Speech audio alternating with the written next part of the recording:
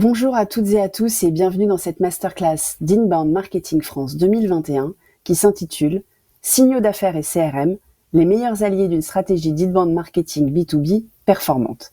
Pour discuter de ce sujet passionnant, je reçois aujourd'hui non pas un mais deux experts, Laurent Guéquier, responsable commercial et partenariat CRM de Explore, et Romain Musselli, directeur de marché CRM chez Eudonet.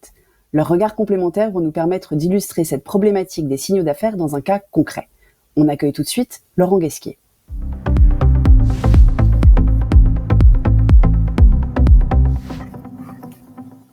Laurent, bonjour. Bonjour Laura. Alors Laurent, cette thématique est absolument passionnante, je le disais, et c'est vous qui l'avez proposée, alors j'ai envie de vous demander pourquoi. Alors aujourd'hui, je l'ai proposé pour plusieurs raisons. D'abord, évidemment, pour échanger avec un partenaire et pour échanger avec les personnes qui vont participer à ce use case aujourd'hui, mais aussi avant tout, on voulait parler de ce sujet d'abord et avant tout parce que ça fonctionne, parce que ça marche. Voilà, on vous propose en introduction de vous montrer le résultat d'un client qui a eu la sympathie d'accepter de nous donner quelques résultats concrets de ce type d'opération. Voilà, aujourd'hui, on travaille beaucoup avec EDF et une des directions avec lesquelles on travaille nous a fait remonter un certain nombre de chiffres qui montrent qu'aujourd'hui, globalement, ce qu'on va vous raconter sur le bon message au bon moment avec les bons outils, au-delà du fait que c'est une idée qui paraît intéressante, ça fonctionne, ça donne des résultats qui sont concrets, qui sont vraiment très performants. Voilà, aujourd'hui, je pense que beaucoup des personnes qui participent au use case sur l'inbound marketing et globalement qui se posent des sujets ou des questions sur la performance des campagnes et la performance des mécaniques qu'elles mettent en place, aimeraient avoir des taux d'ouverture ou des taux de succès de 30-35%. Voilà, donc je voulais vraiment montrer que tout ce qu'on va vous raconter aujourd'hui, quand c'est bien fait, de façon assez simple et pragmatique, ça fonctionne. Eh bien, merci beaucoup. Effectivement, ça donne envie du coup de suivre cette masterclass. Alors, on va quand même commencer au début. Vous êtes responsable commercial et partenariat CRM chez Explore. Oui. Déjà, que fait Explore ? Alors Explore, c'est une jeune entreprise de 20 ans, presque en mode encore start-up, qui développe une solution de veille commerciale et base de données. Alors, si on veut simplifier et rendre les choses assez simples et assez claires pour tout le monde, vous avez dans la ligne de la lead gen, d'un côté des fournisseurs de bases de données qui donnent un certain nombre de listes, de contacts, d'entreprises qui sont bien qualifiées, très bien, mais on ne sait pas forcément ce qui se passe dans ces entreprises. De l'autre côté de la chaîne, vous avez vraiment les générateurs de leads qui sont censés vous apporter des listes d'entreprises ou de contacts qui ont des intentions d'achat exprimées par rapport à votre métier. Explore se situe à peu près au milieu. L'objectif donc d'Explore, c'est d'aller identifier au quotidien un certain nombre d'événements dans la vie des entreprises et ces événements sont utilisés par nos clients dans la fonction commerciale et dans la fonction marketing pour optimiser l'approche commerciale. D'accord. C'est ce qu'on appelle de la donnée tiers. D'accord. Alors, que fait concrètement votre solution ? C'est quoi le pitch, en fait ? Alors, le pitch, c'est assez simple. C'est plutôt que de contacter votre client uniquement parce que vous avez une super promo, parce que votre offre est la meilleure du marché, ce qui est certainement le cas, mais c'est pas notre sujet. On va permettre à nos clients de contacter donc leurs prospects et leurs clients en fonction de l'actualité de leurs contacts. Concrètement, on va identifier au quotidien un certain nombre d'événements, c'est ce que j'ai dit tout à l'heure, des projets de recrutement, des projets immobiliers, des projets d'investissement. Donc on a toute une suite comme ça d'événements qu'on va cibler au quotidien. Et nos clients utilisent ces événements-là pour personnaliser des messages, pour optimiser la prospection et pour enrichir la connaissance client et pour donc rendre plus efficaces leurs différents dispositifs, aussi bien de prospection que de messages marketing. Et alors, on fait appel à Explore quand on a mal où, en fait, quand on est une entreprise et qu'on a quel point de douleur pour faire appel à vous ? Alors, le principal usage des données Explore, c'est principalement la prospection commerciale. L'idée, c'est on travaille beaucoup avec les directions commerciales, les directions du développement, pour alimenter les équipes commerciales en direct sur justement de l'information sur des marchés, sur des secteurs d'activité, sur des portefeuilles clients. Et comme je disais tout à l'heure, l'idée, c'est de permettre à nos clients, en particulier les équipes commerciales, de pas uniquement prospecter, faire du cold calling, vraiment qui est assez difficile, mais de se positionner en fonction de l'actualité du client ou du prospect qu'on va contacter. Pour faire simple, c'est bonjour monsieur le client, je vous appelle pas parce que j'ai la meilleure offre de financement ou j'ai la meilleure offre de matériel pour l'aménagement de votre bureau. Je vous appelle parce que je sais que demain vous allez déménager, que vous êtes sur un projet d'investissement ou un projet de recrutement. Ça sert à ça. D'accord. Et alors, il y a des clients types chez Explore ? Oui, il y a des clients types. Alors effectivement, l'un des premiers événements qu'on a commencé à sourcer il y a pas mal d'années, c'était les projets de déménagement d'entreprise. Donc on est très très présent globalement dans le monde de l'immobilier, de la construction, puisque qui dit déménagement d'entreprise dit bâtiment, dit construction. Donc on est dans un univers immobilier construction, on est très connu et très très implanté dans ces secteurs d'activité-là. Mais on a beaucoup développé aussi d'activités sur globalement l'énergie, sur tout ce qui va être les services aux entreprises en général, donc bien sûr la banque, l'assurance, les télécoms, tout ce qui est globalement service autour d'une entreprise ou d'un bâtiment. Merci beaucoup pour cette petite plongée dans Explore. Et avant qu'on parle du cas concret, vous n'êtes pas venu tout seul parler de ces signaux d'affaires. Vous êtes accompagné de Romain Musselli, directeur de marché CRM de Edonet. On l'accueille tout de suite.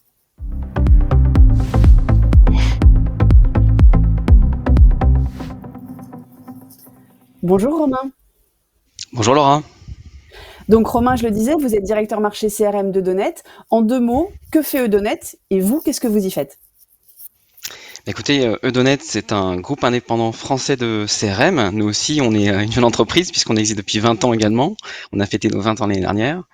On est à la fois éditeur et intégrateur de solutions CRM, c'est-à-dire que l'on va traiter toute la chaîne, c'est-à-dire de la création de l'outil, le R&D et jusqu'à l'intégration et le déploiement des projets CRM chez nos clients. Donc vraiment, quand on met en place Edonet, vous avez l'ensemble des experts Edonet qui sont là pour vous accompagner dans le déploiement de la solution.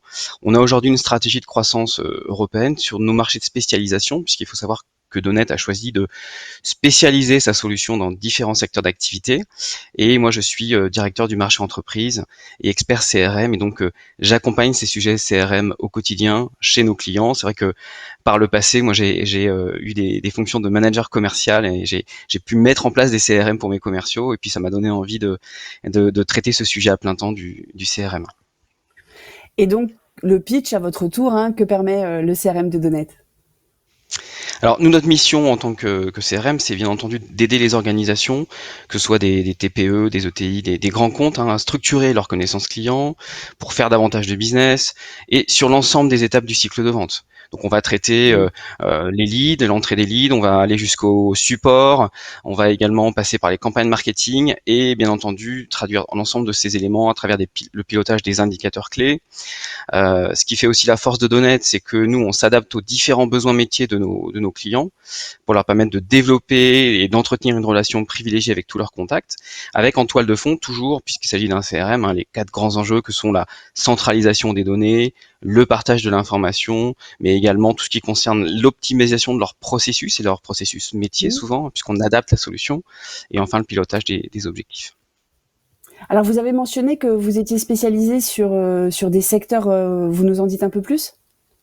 Oui, tout à fait. Donc nous, on a très très tôt choisi de spécialiser la solution dans 4 grands marchés, qui sont nos 4 grands axes de développement aujourd'hui.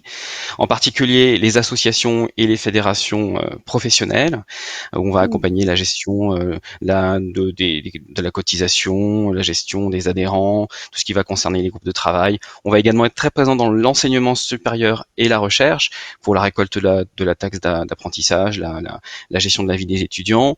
On va également être très présent dans le domaine du secteur public. On va accompagner toutes les collectivités, les ministères dans leurs démarches qui sont liées au protocole, qui sont liées aux institutions culturelles, qui vont être également liées à la gestion des usagers. Et puis enfin, on va traiter avec les entreprises de services dans le B2B, notamment l'immobilier, puisque voilà, on est présent depuis assez longtemps dans ce secteur. D'accord, merci beaucoup. Donc maintenant, on va vous parler à tous les deux, puisque si j'ai bien compris, en fait, ça vous arrive de travailler côte à côte, Edonet Explore, Romain et Laurent, main dans la main en synergie. Donc si je résume un petit peu, en fait, c'est le contenant, donc c'est le CRM d'Edonet, et le contenu sur les signaux d'affaires, c'est Explore qui l'apporte. C'est bien ça, j'ai bien résumé, Romain ? Oui, c'est ça. Et d'ailleurs, on l'a vu avec la crise du Covid, hein. On assiste à un vrai développement des outils collaboratifs en entreprise. La dématérialisation des données s'accélère, et puis on vit vraiment dans l'ère de la donnée qui est à la fois plurielle et qui est traitée, travaillée à travers les algorithmes. Et donc pour nous, l'enjeu de demain, c'est de continuer à faire converger l'ensemble de ces données dans les outils de traitement pour mieux appréhender toute cette masse d'informations et bien sûr augmenter la génération des leads. D'accord. Et vous, Laurent, votre point de vue sur les avantages de ces synergies? Alors c'est des synergies qu'on développe depuis longtemps, mais sur lesquelles on a beaucoup travaillé effectivement ces dernières années, notamment avec Romain sur un certain nombre de clients communs. L'objectif des synergies, c'est effectivement cette bonne complémentarité contenant-contenu, la notion d'animation. C'est assez simple, hein, la donnée toute seule, elle sert pas à grand chose. Le CRM, s'il est vide ou s'il est juste en reporting, ça perd un peu de sa valeur. Donc vraiment l'objectif, hein, c'est d'animer le contenu, d'animer les équipes par de la donnée qui vient effectivement de l'extérieur. Il y a aussi cette notion de complémentarité, c'est-à-dire qu'il y a beaucoup de données qui sont notamment saisies par les équipes ou qui sont des remontées de dispositifs marketing ou commerciaux.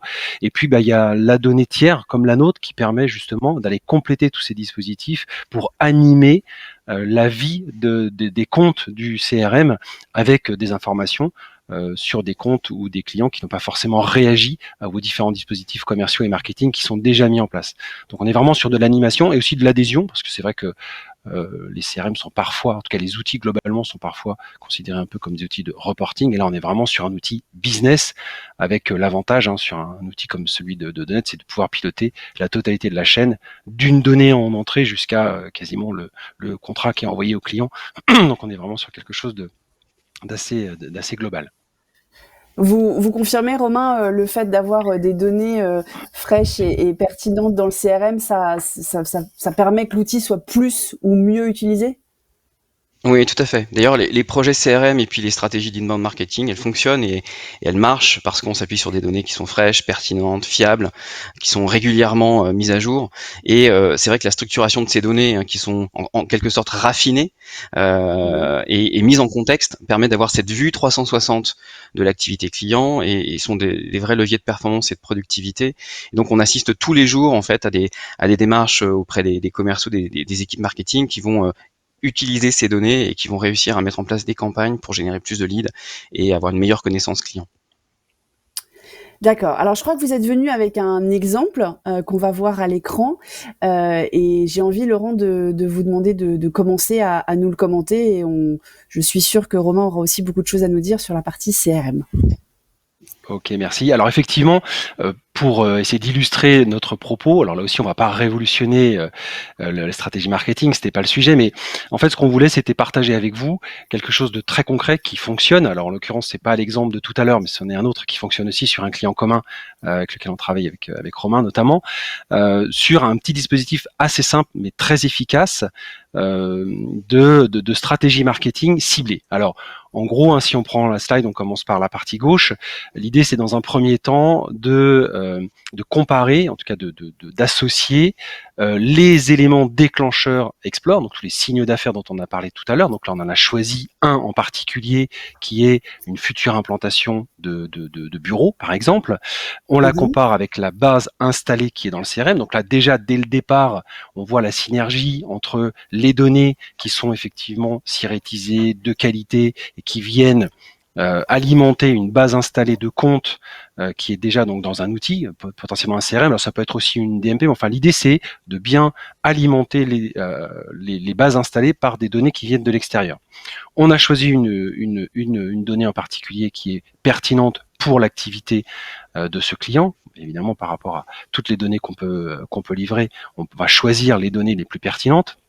Et ensuite, ces données-là vont alimenter en information les différents segments de clients ou de prospects, très clairement. Donc là aussi, ça c'est le genre de choses qui sont vraiment, c'est le prérequis du CRM de segmenter ces niveaux de compte avec des prospects qui sont connus, pas connus, des clients, est-ce qu'il y a du business en cours ou pas, et donc d'aller faire donner des signaux justement aux équipes commerciales ou marketing. Alors on parle beaucoup de commercial avec le CRM, mais faut pas négliger la brique marketing. Effectivement, tout ça permet aussi d'aller alimenter, ça va être le cas notamment ce que vous expliquez Romain sur la notion de scoring, d'aller alimenter aussi tout le nurturing qui est piloté dans les différents outils, et en particulier dans Eudonnet pour ce cas-là, pour faire remonter des prospects, ou même des clients d'ailleurs sur l'upsell, qui ont potentiellement une appétence de plus en plus forte pour recevoir tel ou tel type de message, et pourquoi pas retourner dans le process vraiment de prise de rendez-vous commercial direct. Donc on est vraiment sur ce sujet très en amont, et surtout ce sont des données, et c'est un petit peu là-dessus que je voulais insister. Le gros intérêt des données tiers comme les nôtres, c'est qu'en fait, ce sont des données sur des entreprises qui n'ont pas forcément réagi à un dispositif commercial ou marketing. Concrètement, les données sur une future implantation, sur un projet d'investissement, un projet de recrutement et autres que nous on cible au quotidien, ne sont pas forcément sur des entreprises qui ont cliqué sur votre site, qui ont téléchargé votre livre blanc ou qui ont réagi à un appel téléphonique. C'est le gros intérêt. On vient vraiment compléter tout le dispositif et commercial qui est déjà en place avec un enrichissement supplémentaire via de la donnée qui est totalement indépendante de tout ce qu'on peut faire par ailleurs.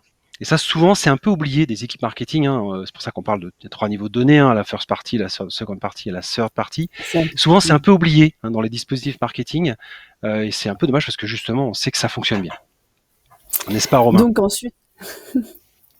Je suis tout à fait d'accord avec ça. Voilà, donc sur la partie CRM, une fois que les données sont arrivées donc de Explore, vous nous décrivez un petit peu le chemin qu'elles parcourent ces données et comment elles sont exploitées ? Oui, tout à fait. Donc le chemin qu'emprunte la donnée qui arrive dans le CRM, c'est qu'effectivement, on va, comme le décrivait Laurent, on va la segmenter. On va également la mêler en fait à l'ensemble des données existantes dans le CRM, et en fait, on va créer un faisceau d'indicateurs qui vont nous permettre de créer des scores. Alors c'est des scores qui peuvent être liés à des niveaux d'appétence, des niveaux de maturité, du score RFM. Tout ça va nous permettre en fait, en s'appuyant sur les signaux que nous envoie Explore, mais également le profil de l'entreprise, des surfaces de mètres carrés, des nombres de postes, des notions d'activité, est-ce qu'il y a eu des rendez-vous. Donc tout ça en fait va être mis dans le moteur de scoring et va nous permettre en fait d'aller ensuite enrichir ce qu'on appelle des sélections. Des filtres sur des sélections de contacts qui vont être les cibles de nos campagnes marketing pour déclencher justement ces campagnes. Donc en fait, on va pouvoir à travers tout le traitement qui est intégré, qui est prévu dans le CRM, on va pouvoir déclencher des campagnes marketing ciblées au bon moment puisqu'on a bénéficié des bons signaux, et ces campagnes marketing ciblées vont pouvoir être créées dans le CRM. Ce qui fait vraiment, je dirais, l'intérêt de l'outil Eudonnet, c'est d'avoir compris qu'on pouvait gérer à la fois la partie commerciale et marketing, donc il y a la brique effectivement de suivi, de segmentation, de centralisation des contacts, mais également toute la brique qui permet d'envoyer les campagnes, de faire du marketing automation est intégrée, et donc on va pouvoir l'utiliser pour pouvoir envoyer ces campagnes ciblées, faire le design de ces emails, et puis derrière gérer tout ce qui va être tracking, call to action et téléchargement des contenus. Alors bien entendu, ces contenus, là en l'occurrence, c'est l'exemple de je télécharge un livre blanc sur les clés du bien-être au bureau, mais demain ce sera un article, ce sera l'invitation à un webinaire. Tout ça, c'est un processus finalement très itératif et cyclique qui permet de faire progresser le niveau de maturité d'un prospect pour lui envoyer les bonnes campagnes au bon moment en fonction des signaux que l'on a détectés. Et tout cela va aboutir finalement à ce que on puisse proposer des rendez-vous aux commerciaux, la mise à jour d'opportunités pour pouvoir déclencher ensuite la signature d'un contrat, et pourquoi pas, puisqu'on est dans un outil CRM, avoir des modules qui permettent de faire de la signature électronique. Donc on peut vraiment gérer toute la chaîne qui va de la détection de ces signaux jusqu'au traitement, l'envoi de ces campagnes, la mise à jour des fiches organisation, des fiches contacts, et puis évidemment tout le pilotage en transverse de la performance et de la consolidation de ces indicateurs clés.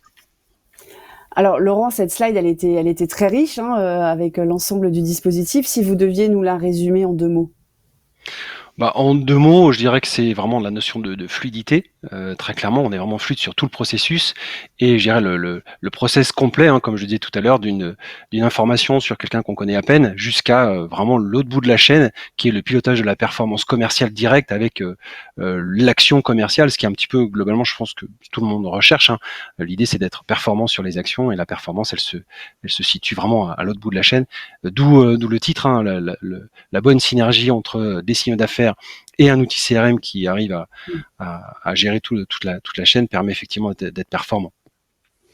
Alors la fluidité, c'est quelque chose qu'on espère tous dans nos entreprises, mais parfois ça demande quand même des changements d'organisation, de mode de travail. Ça a provoqué des changements chez vos clients, Laurent? Alors oui, effectivement, comme je le disais aussi tout à l'heure, souvent, alors nous, Explore, on travaille beaucoup avec les directions commerciales, puisque l'objectif de notre métier, c'est de pousser la donnée au plus proche de l'utilisateur final, bien entendu. Mais on travaille évidemment avec des directions marketing, mais un petit peu moins. Aujourd'hui, les directions marketing, elles sont très habituées à mettre en place des dispositifs, à aller chercher de la data sur le web, notamment des fichiers. Mais cette notion de suivi quotidien, régulier, de l'activité, d'un portefeuille, d'une région, pas forcément encore dans le mindset des directions marketing, ou en tout cas sur le comment on fait concrètement. Et puis on voit vraiment que pour que ça fonctionne, il faut mettre autour de la table des personnes du métier, des personnes du commerce et du marketing pour que globalement tout le monde se parle et que ça soit bien fluide justement. Donc cette notion d'alignement commercial et marketing dont on parle beaucoup, qui est aussi un autre sujet dans le domaine de l'inbound marketing en général, c'est un vrai sujet. Et quand on est sur des clients pour lesquels ces stratégies fonctionnent, on voit bien que c'est vraiment des équipes où le commerce et le marketing se parlent et sont bien alignés. Vous confirmez, Romain, c'est aussi ce que vous observez chez vos clients? Ouais, je suis tout à fait d'accord avec Laurent et surtout qu'effectivement cet alignement des services commerciaux et marketing, ça permet en fait de mettre en commun leurs enjeux, la connaissance client, l'anticipation du churn, le fait de communiquer au bon moment, de rationaliser le tunnel de vente et d'améliorer le taux de conversion. Donc c'est vrai que nous on a la chance de pouvoir proposer un outil qui permette de réconcilier en quelque sorte ces deux services puisqu'ils partagent toute l'information au même endroit et puis ils ont un tunnel de conversion, un tunnel de vente qui est commun et bien entendu un pilotage des objectifs communs à travers cet outil. Alors, avant qu'on arrive aux résultats concrets dont on va évidemment parler, j'ai envie de vous poser très rapidement la question sur le degré d'intervention des utilisateurs. On a l'impression que là, c'est vous qui avez défini un certain nombre de choses, mais je suis sûre que les utilisateurs interviennent en fait dans la description du scénario que vous nous avez présenté. Donc qu'est-ce qu'ils font? De quoi ils sont en charge? Alors, je vais prendre la main pour commencer. Alors, comme je le disais tout à l'heure, on est vraiment sur de l'alignement commercial et marketing. Ça veut dire que il faut d'abord impliquer les équipes terrain pour savoir vraiment ce qui peut faire remonter, ce qui est vraiment efficace dans leur démarche, très clairement. Et puis ensuite, faire parler donc le commerce, le marketing, un peu la DSI aussi de temps en temps, même si c'est rarement un sujet, il y a rarement de blocage, très clairement. Et effectivement, il faut exprimer chacun, faire exprimer chacun dans son besoin, dans son quotidien et dans ce qui est efficace pour que petit à petit on remonte la chaîne. En fait, on part du terrain et on remonte jusqu'à les dispositifs, quels sont les outils les plus efficaces et ensuite quels sont les événements. Et après tout ça va être harmonisé dans l'outil. C'est souvent comme ça que ça fonctionne. Et pour ensuite, avec Eudonnet, avec le CRM, Romain, c'est quoi l'implication des utilisateurs dans la définition de ces scénarios? Effectivement, il y a une implication qui est, je dirais entre guillemets, manuelle, c'est-à-dire qu'on va aller définir les types de données, les signaux d'affaires opportuns, on va définir des profils de contacts, on va permettre de segmenter ces contacts. On va également aller créer des indicateurs de scoring, donc faut faire un peu de maths pour faire des indicateurs de scoring qui soient cohérents. On va pouvoir créer les différentes campagnes, on va faire du design de messages personnalisés, on va également travailler sur le contenu et bien entendu avoir ces informations pour traiter les rendez-vous, le suivi commercial, mais bien entendu au-delà de ces actions manuelles, il va y avoir aussi des choses qui vont être automatisées. Et on parlait tout à l'heure de l'intégration des signaux. Ça va être quelque chose qui va être directement intégré dans l'outil, donc qui va être directement mis à disposition des utilisateurs, des équipes commerciales, marketing. La catégorisation et le scoring des contacts va être également automatisé. Le déclenchement des campagnes va être automatisé. Le tracking des interactions, c'est le client qui va les réaliser. Donc la mise à jour des opportunités va être également automatisée. Donc on voit qu'on arrive à aider considérablement les utilisateurs à partir du moment où on a de la donnée de qualité. D'accord. Écoutez, maintenant on a envie de savoir les résultats, donc c'est là souvent la question qui intéresse le plus nos participants à ces masterclass sur Inbound Marketing France. Donc vous avez montré en début de masterclass, en plus vous nous avez appâté avec le chiffre d'un de vos clients. On a toujours d'aussi bons résultats, Laurent ?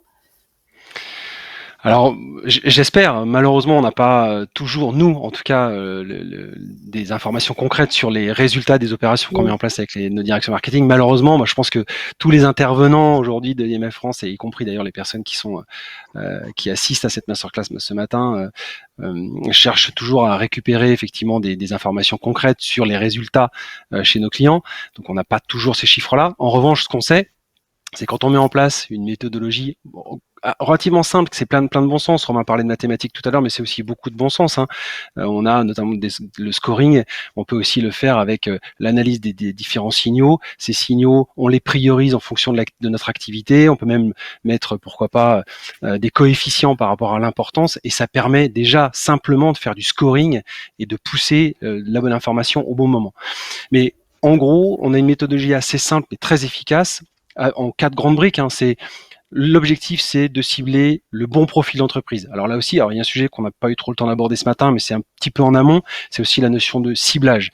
Tous nos signaux d'affaires permettent aussi d'aller faire un ciblage amont d'entreprises sur lesquelles on peut commencer à mettre en place des actions marketing. Concrètement, c'est pas uniquement les notions d'effectifs ou de chiffre d'affaires, mais c'est aussi, puisqu'on est nous en base de données, c'est aussi, par exemple, une succession d'événements. Il y a plusieurs événements qui se passent sur un temps donné, ou des typologies d'événements qui sont plus ou moins forts, qui sont peut-être passés, concrètement, des entreprises qui ont déménagé il y a 6 mois ou qui ont annoncé, je sais pas, un projet d'investissement il y a 3 mois. On a tout ça, et ça permet effectivement d'avoir déjà un premier niveau de ciblage au départ. Et ensuite, évidemment, d'alimenter au quotidien, et ça c'est le principe et l'intérêt de la veille au quotidien, c'est d'alimenter régulièrement, tous les jours, toutes les semaines, avec des nouvelles informations pour faire soit remonter des scores, soit carrément déclencher directement des notions de campagne. Ça, c'est la notion de le bon profil d'entreprise. Et puis, je dirais, la deuxième brique, c'est le faire au bon moment. Effectivement, cette notion de timing, ça c'est le gros intérêt de la veille aussi, par rapport à des notions de base de données, par exemple, que j'ai connues par ailleurs. On est vraiment sur une notion de timing. C'est arriver au bon moment en fonction, alors bien sûr, de tout ce qui peut remonter via les outils de marketing, le CRM et autres, tous ces outils hyper performants et hyper intelligents. Donc il y a des remontées, les actions commerciales et tout ça, mais aussi le moment de votre prospect. Il faut que vous arriviez au bon moment dans la vie de votre prospect. Et ça, c'est vraiment tout l'enjeu de nos données, mais aussi de la bonne interaction entre nos données et les dispositifs que vous avez mis en place chez vous, via notamment les CRM, les DMP et tous les outils qui centralisent cette information. D'accord. Et pour vous, Romain, les points de résultat sur lesquels vous voulez vraiment porter notre attention ce matin ? Comme on le voit effectivement dans le slide que présentait Laurent à l'instant, on a aussi cette importance en fait d'aller vers le bon contact, donc identifier quels sont les interlocuteurs qui ont le niveau de fonction, qui est le niveau de décision qui est intéressant par rapport à la thématique que l'on a définie dans notre campagne, dans notre business. Et puis également, on a cette notion de rattachement à quelle entreprise, parce que il faut savoir aussi aujourd'hui que dans les CRM récents, on travaille la notion de multi-adresse. Donc un contact peut avoir plusieurs adresses professionnelles, une adresse personnelle, donc il faut choisir le bon canal, la bonne adresse. On a également une notion qui est très importante, c'est comment est-ce que le message va être délivré, quel contenu, donc l'adéquation entre le moment évidemment, mais effectivement les outils que l'on met en place pour que l'email, on sache qu'il a été envoyé mais aussi reçu, donc on parlait de tracking tout à l'heure, ça c'est très important. Et puis je dirais aussi que je pense qu'il faut aussi attacher beaucoup d'importance à ce que les équipes commerciales se concentrent sur le one-to-one. Donc aujourd'hui, ça c'est un enjeu essentiel, c'est les commerciaux, il faut qu'ils fassent des rendez-vous, il faut qu'ils aillent créer des nouvelles opportunités. Et les équipes marketing, quant à elles, leur focus, c'est le contenu. Donc c'est important que les équipes puissent se concentrer sur vraiment ces éléments importants pour eux. Et enfin, à travers le pilotage de la performance et la visibilité globale des signaux d'affaires au plus près jusqu'au chiffre d'affaires, on ait l'ensemble de ces éléments qui soient pilotables de manière dynamique.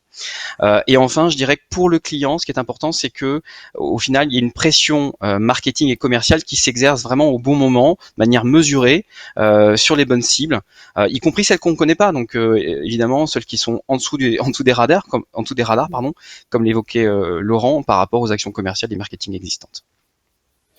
Merci beaucoup à vous deux pour ces détails très concrets sur l'intérêt d'intégrer des signaux d'affaires à une stratégie d'inbound B2B.